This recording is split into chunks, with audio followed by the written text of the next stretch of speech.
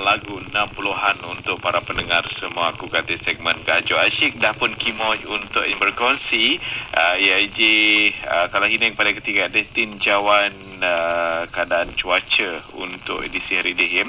Okey, kalau ini yang pada ketika ini saudara ini akan berkongsi bersama dengan kita semua. Cuaca gelap, aku Berkes dan juga aku Mengot ya. Aku Semenanjung, Sabah serta Sarawak. Jadi kalau ini pada ketika ada saudara, kalau ini aku Semenanjung pagelap adik, ribut betul di kebanyakan tempat di kawasan pedalaman Perlis, hujan menyeluruh di Kelantan, Terengganu, Pahang.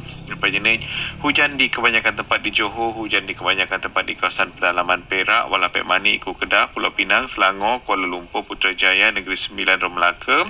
Selepas ini Manik kebanyakan tempat di Labuan, Manik di kebanyakan ataupun beberapa tempat di pedalaman Pantai Barat, Sanakan dan juga Kudat. Tiada hujan di Tawau ya. Lepas ini kepada para pendengar semua, aku Sarawak hujan di beberapa tempat di Bintulu, Miri dan Kalimpang. Tiada hujan di Kuching, Serian, Samarahan, Seri Aman, Betong, Sari Keisi, Pumukah dan juga Kapit ya. Beralih nombor ke tadi.